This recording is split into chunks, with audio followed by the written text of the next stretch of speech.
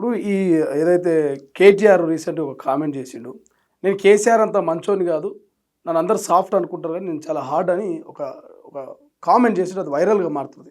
నిజంగా మీరు ఇద్దరిని చూస్తుంటారు, కేటీఆర్ని చూస్తారు, ఇది కేసీఆర్ని చూసారు దగ్గర నుంచి. నిజంగా కేటీఆర్ అంత మంచోడు కాదంటారా కేసీఆర్ కంటే? మంచోడు కాకనే కదా ఓడిపోయింది. కేటీఆర్కు పెత్తనం ఇచ్చిన తర్వాత పేనుకు పెత్తనం ఇస్తేనే కదా ఓడిపోయింది. ఓకే, నేను మంచోని కాదని చెప్పుడు ఆయన కరెక్ట్ చెప్తాను. ఇది ఒక్క ముచ్చట మాత్రం, నేనంత మంచోని కాదు కాబట్టి నేను అట్లనే ఉంటా ఇంకా అంటే నీ చేతులకు పెత్తనం వచ్చినాకనే కదా ఓడిపోయింది. ఇది మాత్రం నిజం 100% వాళ్ళు. కేసీఆర్ అంత మంచోడు, కేటీఆర్ కాడు, అందుకనే పార్టీ ఓడిపోయింది. ఇక మళ్ళా ఆ పట్టాలెక్కేది లేదు. కేసీఆర్ చాలా మంచోడు, ఏ మాట కామాట కేసీఆర్ మంచోడు. కేసీఆర్ ఏదైతే కొడుకు చేతిలో పెట్టిండో ఆయన నేను మంచోని కాదన్నాడు, అది అట్లనే ప్రజలు గ్రహించిర్రు, ఓడిచ్చారు. మళ్ళీ పట్టాలు ఎక్కేది లేదు కాక లేదు. ఓకే, మోకాళ్ళ మీదకి వెళ్ళి నడిచినా కూడా పాదయాత్రలు కాదు, బస్ యాత్ర రానే రాదు. బస్ యాత్ర అనేది అబద్ధం. అది ఈయన మోకాళ్ళ మీదకి వెళ్ళి కేటీఆర్ మోకాళ్ళ మీదకి వెళ్ళి నడిచినా ఇక పవర్లకు వచ్చే సమస్య అయితే లేదు. రైట్.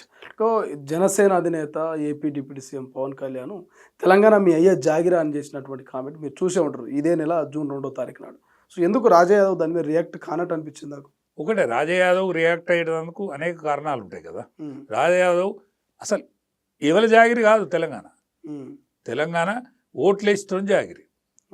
మాకు పలానోడు కావాలి అని ఎవరికి ఓటు వేస్తే వాడు రాజ్యం చేస్తాడు. బీజేపీకి రేపు ఓట్లు ఇస్తానికి తయారున్నాడు. పవన్ కళ్యాణ్ తోడు బీజేపీ బి టీం. ఓకే, ఇప్పుడు మీరు ఒక తెలంగాణ ఉద్యమకారులు, మీ నుంచి నేను నిజంగా బరాబర్ ఇది మా అయ్యే జాగిరి అని అంటారేమో అనుకున్నా, కానీ ఓట్లేశ్వర్లో జాగిరి అని చెప్తా ఉన్నారు మీరు. అవును, ఓట్ల జాగిరి. తెలంగాణ సాధించే వరకు తెలంగాణ జాగిరి. ఓకే, తెలంగాణ సాధించినాక టీఆర్ఎస్ పార్టీ ఏదైతే చెప్పిందో అన్ని తప్పుకుంటూ వచ్చింది. తొలి ముఖ్యమంత్రి దళితుడే అన్నది చేయలేదు, అక్కడ పప్పుల కాలేసింది. నేను ఆడికి మొత్తుకున్నా, అన్న ఎందుకంటానవే ఇది లేదు, ప్రజలు ఏం కోరతలేరు, మరి నువ్వెందుకు అంటానంటే లేదు ఏది ఎట్టునా దళితుడే ముఖ్యమంత్రి, నేను కాపలా కుక్క అన్నాడు. కాపలా కుక్క పోయి సింహాసనం మీద కుక్క కూర్చున్నది, సింహాసనం మీద దొర కూర్చునే మంచి చేసిండు, కొంత మంచి చేయలేదని అంటలేను. ఎప్పుడైతే పుత్రవాత్సల్యంతో బిడ్డను కొడుకును ప్రోత్సహించి ఆయన వీళ్ళు చేసే కథలన్నీ ఆయన చూసుకుంటున్నాడు, అప్పుడు నాశనకాలం పుట్టింది. గొల్లోల శాపంతోనే, గొల్ల కుర్మల శాపంతోనే నాశనం అయిండు.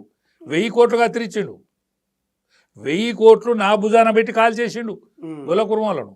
వాళ్ళు వలవలాంటి ఏడిసిలు కాబట్టి ఆ ఉసురు తల్లికి నాశనం అయిపోయిండు. అక్కడ ఫామ్ హౌస్ పాడైంది గందుకే. గొల్ల కుర్మడు ఏడవద్దు, వాళ్ళని ఏడిపించుకున్నాడు. ఇప్పటి వరకు ఇవాడు రాజ్యం చేయలే. ఆనాడు పల్నాడులో కూడా గట్లే పాడైపోయింది, ఇప్పుడు కూడా గట్టే పాడైపోయింది. ఓకే, ఇప్పుడు ఈ పవన్ కళ్యాణ్కు బీజేపీకి టీడీపీకి ఇది ఒక పొత్తున్నది కాబట్టి, ఇది ఒక కూటమిలో భాగం కాబట్టి రాజా యాదవ్ పవన్ కళ్యాణ్ మీద ఏ వ్యాఖ్యలు చేయట్లేదు, ఘాటు వ్యాఖ్యలు. ఒకటేనండి, సనాతన ధర్మాన్ని ఏదైతే ఆర్ఎస్ఎస్ విశ్వ హిందూ పరిషత్ వీళ్ళందరూ సమర్థించిల్లో, ఇవాళ విశ్వ హిందూ పరిషత్తు కానీ ఆర్ఎస్ఎస్ కానీ చూపెట్టిన మార్గం గొప్పదే. కానీ దాన్ని అందరూ ఇవాళ ఋషులు కానీ ఇవాళ సన్యాసులు కానీ స్త్రీలు కానీ అనేక పాత్రలు వహించేటోళ్ళు కూడా సనాతన ధర్మాన్ని, ఈ దేశ సంస్కృతిని సమర్థిస్తాను. అందులో ఉప ముఖ్యమంత్రి గారు కూడా సనాతన ధర్మం గురించి చురుగ్గా పాల్గొంటా ఉన్నాడు. ఆయన చేసిన పొరపాటు అయితే ఉన్నది, తప్పే ఉన్నది. ఇవాళ పోయినసారి కూడా 8 సీట్లలో పోటీ చేసిండు ఆయన. బీజేపీలో 8 సీట్లు పోటీ చేసిండు. రేపు కూడా కలిసి వస్తాడు కావచ్చు, కలిసి వచ్చే అవకాశం ఉంటుంది. అన్ని రాష్ట్రాలలో కూడా పోయి ప్రచారాన్ని చేసిండు బీజేపీకి. ఆయనను ముఖ్య భూమికనే చూస్తూ ఉన్నారు ఏది ఇద్దరు నాయకులు, అమిత్ షా గారు కానీ మోడీ గారు కానీ. అంటే అందరినీ కలుపుకొని ఈసారి తెలంగాణ రాష్ట్రంలో టీఆర్ఎస్ను కానీ కాంగ్రెస్ను కానీ బొందబెట్టాలనేటువంటి ఆలోచన ఉన్నది. కాబట్టి ఖచ్చితంగా నెరవేరుతుందని నేను అనుకుంటాను. ఎందుకంటే యువకులలో కదలిక కనిపిస్తాను. ఓకే, 2 పార్టీలను చూసింది కాబట్టి ఇవాళ తెలంగాణ ప్రజానీకం ఏకైక మిగిలింది ఒక బీజేపీకి అవకాశం ఇవ్వాలనుకుంటున్నారు. కానీ బీజేపీకి లేనిది లీడర్ తోడు నీడను బట్టి పోతాడు, కదలికను బట్టి పోతాడు. లీడర్ ఖచ్చితంగా దొరుకుతాడు. అయితే లీడర్ దొరకకుండా ఇప్పుడు మీరు మొన్నటి ఎన్నికలలో చూసిండ్రు, ఇవాళ తమిళనాడు ముఖ్యమంత్రి కారు డ్రైవర్ కొడుకును నిలబెడితే గెలిచాడు. పశ్చిమ బెంగాల్లో ఒక వంట మనిషి గెలిచి మంత్రి అయింది. అందుకనే పైసలతోని కూడా పని లేదు, పని ఉండదు. పైసలు తీసుకుంటారు, అందరి దగ్గర తీసుకుంటారు, కానీ ఎవరిని గెలిపేయాలన్నా వాడిని గెలిపిస్తారు. అందుకనే బీజేపీకి పక్కా ప్రణాళిక, ఒక 35 ఏళ్ళ ప్రణాళికతోనే ముందుకు ఉన్నది. కాబట్టి బీజేపీకి రాబోయే రోజులు మంచి రోజులని అనుకుంటాను. ఏకైక మిగిలింది తెలంగాణ. కర్ణాటకలో అయితే ఖచ్చితంగా వచ్చి తీరుతుంది, హిమాచల్ ప్రదేశ్ వచ్చి తీరుతుంది. కాబట్టి ఇక మిగిలింది ఇది ఒక్కటే రాష్ట్రం. కాబట్టి ఇవాళ దక్షిణాదిల మన బాంబే మహానగరం ఏదైతే ఉన్నదో, బాంబే నగరం మహారాష్ట్ర అయిపోయింది. ఇక మిగిలింది ఇది ఒక్కటే నగరం. కాబట్టి ఖచ్చితంగా ఇక్కడ ఇవాళ నీకు ఢిల్లీలో జాగ అయిపోయింది, బాంబేలో జాగ అయిపోయింది, ఆర్థిక రాజధాని జాగ అయిపోయింది. నాగ్పూర్లో జాగ ఉన్నది కానీ అంత ప్రాచుర్యం రాలేదు. బెంగళూరును తమిళనాడుకు ఒక్కటే నది అయింది, మంచినీళ్ళకు తిప్పలున్నది. ఇక్కడ మంచినీళ్ళకు కొదవలేదు, లక్షల ఎకరాల భూమి ఉన్నది. కాబట్టి ఈ దక్కన్ పీఠభూమి ఏదైతున్నదో దీన్ని ఎవరికి దక్కనియరు కేంద్ర నాయకత్వం తయారున్నది. నెక్స్ట్ బీజేపీ బీసీ ముఖ్యమంత్రి ఈసారి అయి తీరుతాడు అని నా ఆశ.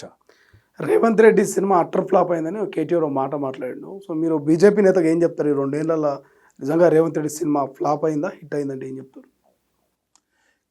మన ఆయన దృష్టిలో ఎవరు, రేవంత్ రెడ్డి దృష్టిలో ఇంకో 10 ఏళ్ళ కనుక ముఖ్యమంత్రి. ఓకే, సినిమా హిట్ అయినట్టే. సినిమా ఆయన ఒక్కడే వేసుకొని చూస్తాడు ఆ సినిమా. ఆమెను కూడా కూర్చుండబెట్టుకోవడం. ఎందుకంటే ఆమెకి ఎరికే కదా, ఇది వచ్చేది కాదని. అందుకనే రేవంత్ రెడ్డి అట్టర్ ఫ్లాప్. కేటీఆర్ ఏ నిజం చెప్పకపోయినా ఈ నిజంలో ముందటున్నాడు.